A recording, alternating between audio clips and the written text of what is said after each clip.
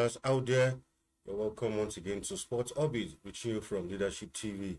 My name is Afa Acho. Salifu Usman is in the studio with me. Salifu, welcome to Sports Orbit. Thank you. On today's edition, we'll begin straight from the home front where the Super Eagles camp for the 2023 AFCON against Sao Tome and Principe will now open on Wednesday in Uyo, the Akwa Ibom state capital. The camp was initially expected to open on Monday, that was yesterday, but it was shifted to Wednesday after several players invited to the match played for their various clubs in Europe. The invited players are expected to start arriving in the country as from yesterday evening, while Team Gaffer Pesero, who just renewed his contract on a short-term basis with Will and his officials are already, from what we understand, are already in Uyo.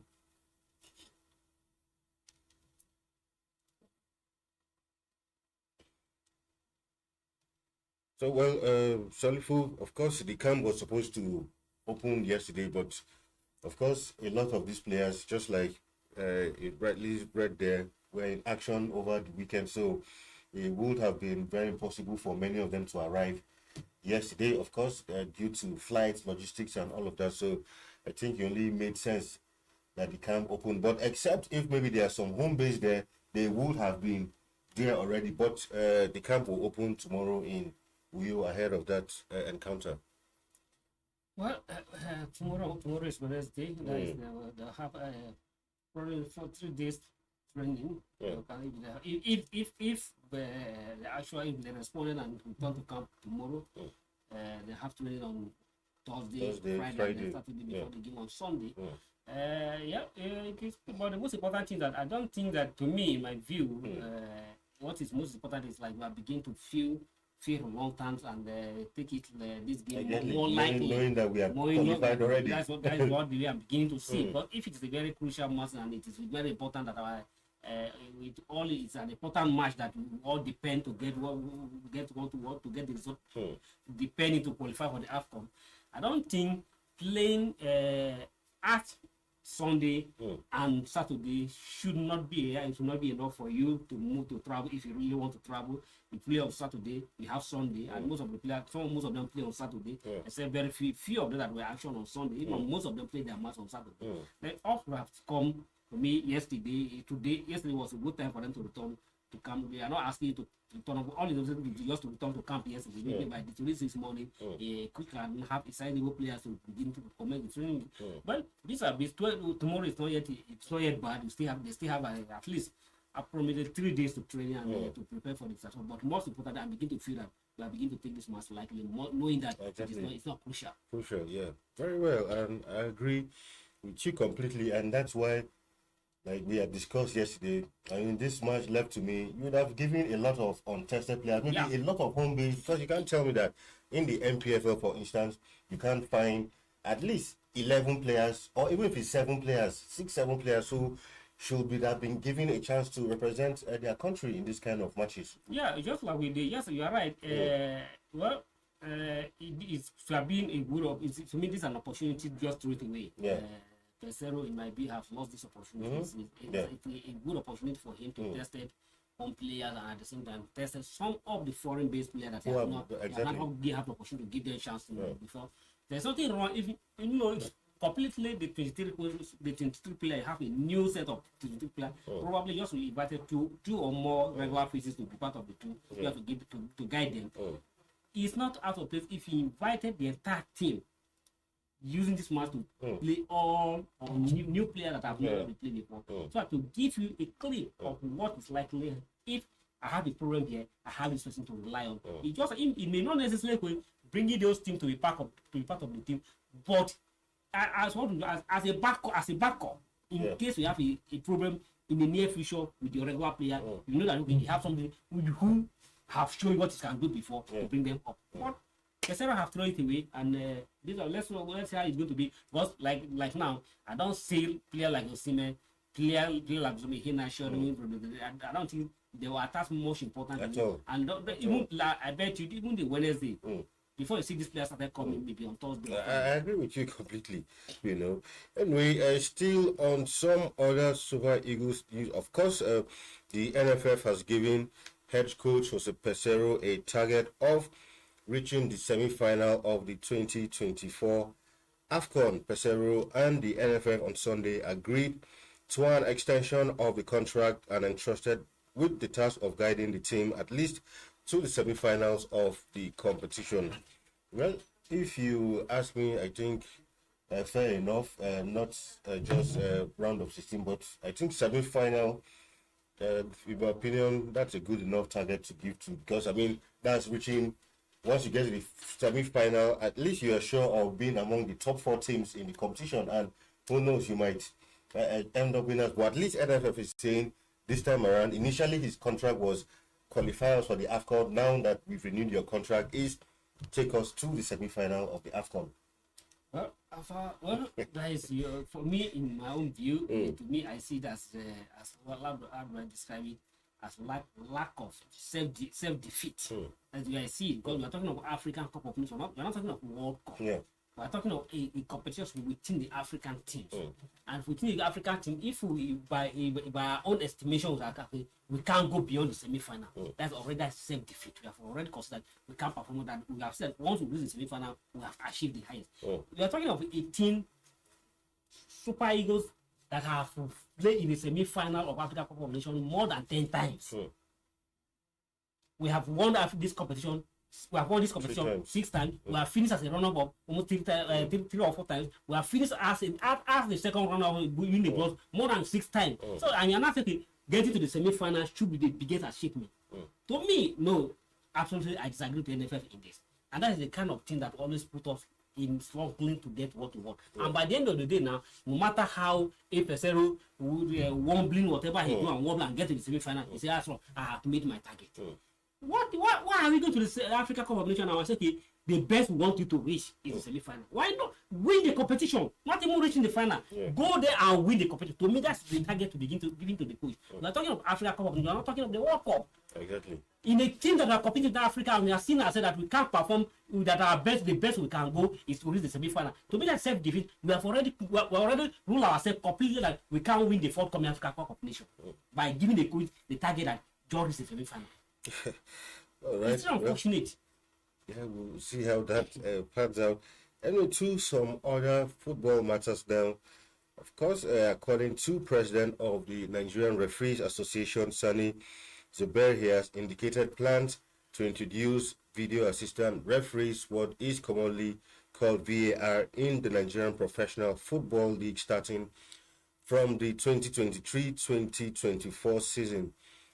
The announcement comes as the new season is set to commence with the opening match between Trinity and Plateau United in Ibadan. Zubair believes that VAR implementation will enhance referee performance, especially considering that most league matches will now be streamed using newly acquired AI cameras. Of course, good development. For me, I even think it's even coming a bit late, because, I mean, VAR now is almost, it's an old story when you check a lot of leagues, even here in Africa.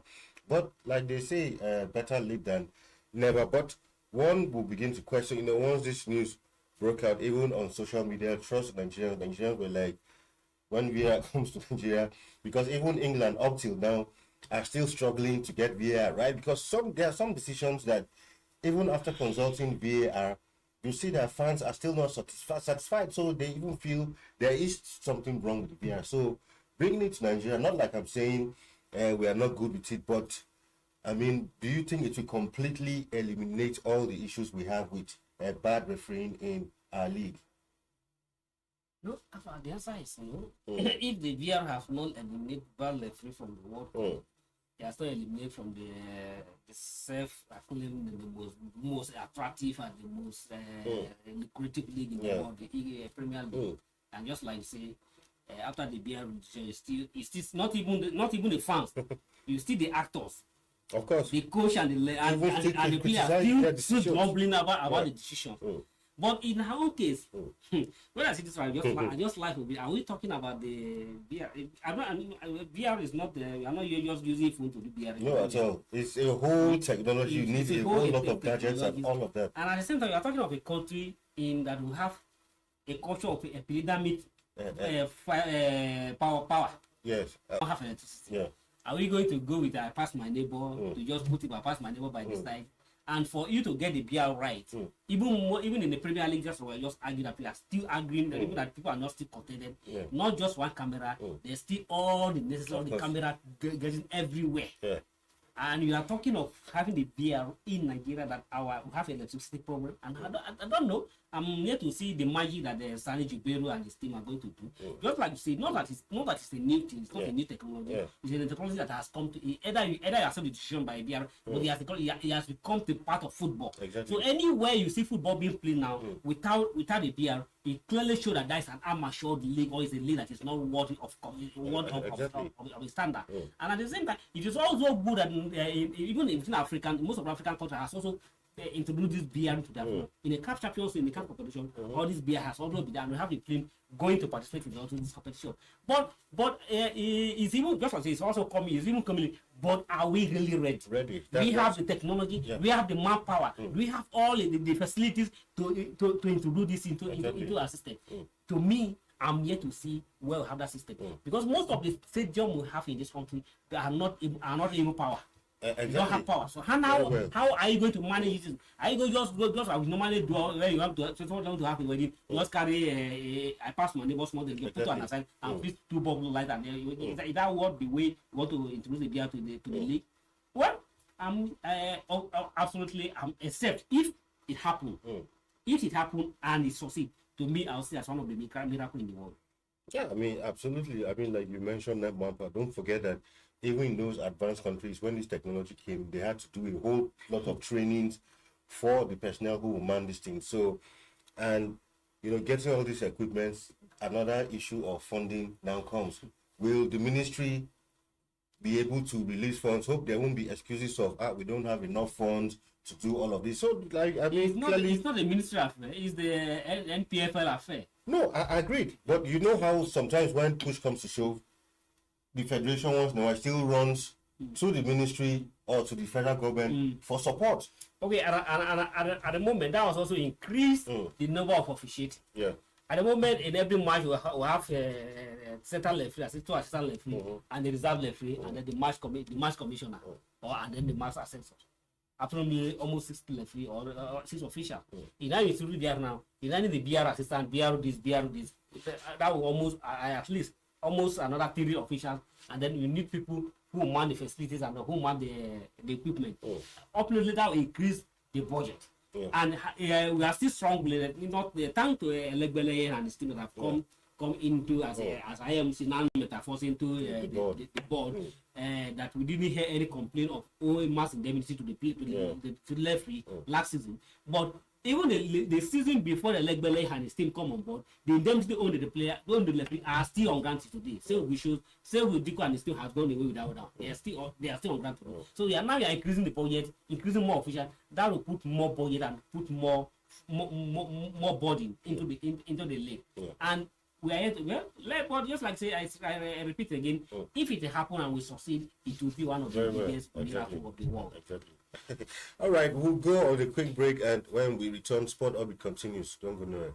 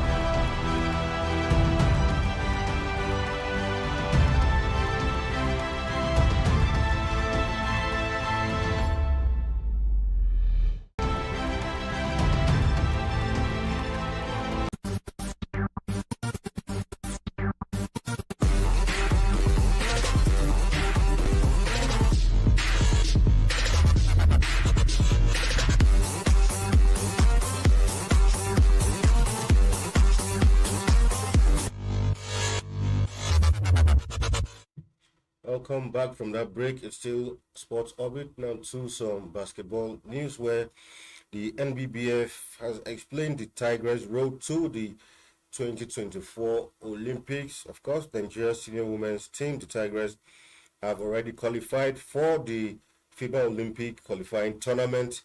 Don't forget that basketball, the qualification route is quite different and quite a strenuous one. They finished as African champions and one of the two top teams from Africa, alongside the finalists Senegal. Senegal equaled the Tigers equaled Senegal's record of winning 4 straight wins. Then, as a result of that, the team will now compete with 14 other teams, mostly Continental champions, as well as host France and world champions USA, for a place in Paris 2024. The Olympic qualifying tournament will take place in February next year. And of course, to qualify for the Olympic Games, the women from basketball teams from different regions have various parts. In the Americas region, national teams will compete in a pre-qualifying tournament and all of that. Other regions, Africa, Oceania, and Europe teams qualify directly from their respective continental competitions. And, quite a long journey of qualifying. Yeah, very tedious. Yeah, very tedious. Well, very if not ordinarily, if it is for football, by the versions of being African champion, exactly. Yeah. For the Olympic or even any other sporting competitions, would have qualified as an African champion. But fortunately for us, the FIBA teaching otherwise. In the Olympic, they are going to have about 16 teams. Exactly. Competing in both in the 16 teams for the women and 16 teams for the men event.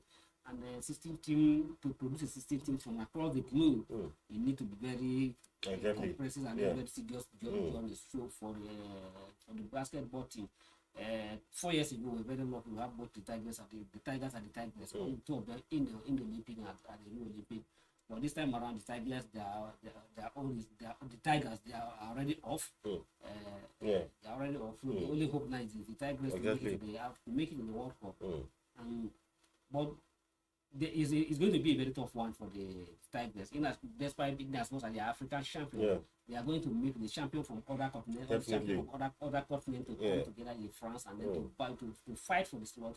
It's going to be a very tough one, but it's not impossible if we prepare well. Our girls have on different occasions have proved that they can achieve unimaginable. They can achieve where it matters to achieve the result. So with all the ministries, February it may look far. But we are just talking about it. You may look at this, we still have the time. We don't have the time on our side again. It's just about, we're talking about just 4 months or 5 months away. So all those that are concerned needs to start hit the ground running and to ensure that all the necessary preparation for whatever it needs to do to prepare this girl hard. If preparation is done well and all the necessary things are put in place, I believe, trust me, the Tigers will definitely show the tickets to the Olympic. All right, let's go to some other news. Of course, over the weekend, Italian champions Napoli lost in their Serie A game over the weekend, and the coach clearly, Rudy Garcia, singled out Osimhen, saying he was not happy, according to him, especially in the second half of the match. According to him, Osimhen wasn't too impressive in the second half, and he has urged him and, of course, other teammates to step up their game. I mean, it's normal. Sometimes players have off days. Even Haaland, who scores, there are some days when Haaland is kept completely quiet and you'll be wondering if he's actually in the game or not. So, I mean, these things happen in football.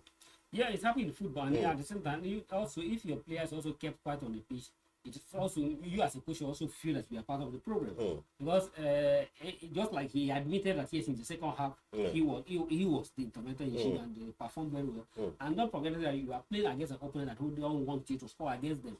And if they feel that the threat on the pitch is Osimhen, then all they will know to do is a good coach should try to please take this guy out completely and mark him, and that's what has happened. So it's left for you as a coach on the other side to ensure that you have to adopt the tactic that will also free him to have a space to operate. But if your opponent coach has succeeded in engage him and by instructing your players to take him and mark him out completely, it's left for you to ensure on the way to allow him to have his space to operate. Yeah. So he shouldn't. For me, I'm not not always comfortable with a coach who always single out a player for a blame when things go wrong. Yeah. I don't like it short because once things happen, all you need to do take it as a collective responsibility, as a collective blame that it is, we are all responsible. But at the same time, advise yourself and all the players to go and then to drop their word that we don't need to lose this one, we have got this one, we have to work for that in the next one. But singling out a player completely for a blame, I don't always like it. I don't like it in any coach who adopt that tactic. All right, some other news now. Of course, the English FA have prepared a 5-man shortlist to replace Gareth Southgate, who is reportedly set to quit after the Euros next year in Germany. Of course, the likes of Guardiola, Brendan Rodgers, and a host of other coaches have been, including, of course, Eddie Howe of Newcastle, Graham Potter, and current Tottenham boss Mauricio Pochettino have also been in that shortlist. But according to for the English FA, their dream appointment is to see if they can have Guardiola in charge. After all, Guardiola himself had said that he would like to be in charge of the national team anytime soon once he is done with his. So the English FA are really looking at Guardiola, and I think it could be a project that he might be tempted to want to take up. And if they eventually succeed, I think that should be a good one for them. But if in as much I'm not a Guardiola, or I'm not speaking for him, I don't think Guardiola will take him English national. Guardiola rather prefer to be a Spanish coach to take up the Spanish national team coach than the English national team. I'm not saying English national team. No, but the thing this year is taking up the Spanish job is if the FA decides to go for you. But if you want the national team and the English FA says, for me, Guardiola has been in England. I think he understands English football. So maybe it might be a project that he might be tempted to try his hands on. Well, let's watch it and let's see how it goes on. But the fact remains that we also need to give kudos to Southgate. Very well. Done well. He has done well for the English national team, in as much as he has not been able to raise his hand against any trophy. But looking at his performance and looking at the English national team before the arrival of Southgate, we definitely give a thumbs up for Southgate what he has able to achieve with the English national team. Because at least he has bring them to a par to compete with top teams. Exactly. And at the same time to show that to the extent that it's under him, England national now begin to feel that yes, we are a favorite, one of the favorite going to a tournament. Exactly. At the Russia 2024, they were in the semi-final. At the Euro in the next Euro, they got to the final and lost it by mistakenly on the penalty shootout. Penalty shootout can be anybody's game. They play out in the final, almost there, but unfortunately the ill luck was not on their side. Then even at the last World Cup in Qatar, they also put up a good performance at the Qatar World Cup. So Southgate, in my view, has done extremely well for the English national team. So he has also laid a bar that whoever is coming to his shoe, what the English national team is expecting that the English team has been is to up what Southgate has been able to achieve. By winning something. Whoever is going to come in to perform below Southgate, perform the standard Southgate has said it will be a failure. And just like you say, that is why they are looking for a top coach like Guardiola. Which may be very difficult for them to get it, but and it's not just like you say, it's not impossible. If Guardiola at the club level have succeeded well. I mean, his football is just like a Mancini who, according to his dream job, was the Italian job. All of a sudden, he resigned from the job. In less than a week, he's now the coach of Saudi Arabia. Yes. So these things happen. Sometimes a tempting offer might come and exactly. I mean, for the Mancini and everybody was surprised. I mean, how will you leave the Italian job for Saudi Arabia? But nobody must have known the discussions he had with the Saudi FA and all of that for him to resign from all of a sudden from the Italian job. It might be in the case of Mancini, look at this. His head is going to develop some white grain and aging that he needed more money. So I think the Saudi job will offer him more money than being a national team coach of his country. But for Pep Guardiola, as I was trying to say, Pep Guardiola at the club level has achieved all he needs to achieve as a coach at the club level. Won the Champions League with Barcelona, won the league with the Spanish league. Went to Bayern Munich, won the Spanish league, even they couldn't win the Champions League with Bayern Munich. Now at the Premier League, with Manchester City, has been able to win the Premier League more than 4 times, and then now his ultimate target was to be champion, and he achieved that feat last season, winning a treble, and then.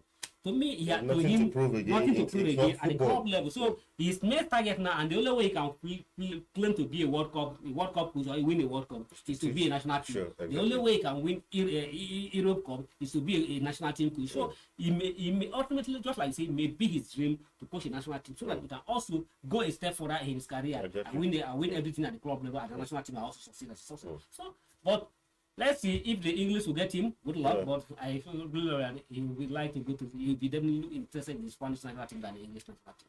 Right, to our final story, of course, according to Louis van Gaal, he believes the World Cup in Qatar was kind of rigged to help Argentina and especially Lionel Messi win the World Cup. Recall that Argentina actually knocked out Netherlands on penalties in the semi-final, I think, to make it to the final. So maybe he is yet to get over that defeat. So he feels, the whole thing was just arranged. I mean, but for me, his statements don't hold any water. We all watched the World Cup. I mean, even the first round, Argentina were almost at the risk of going out in the first round until they lifted their game. So I don't think his comments are right.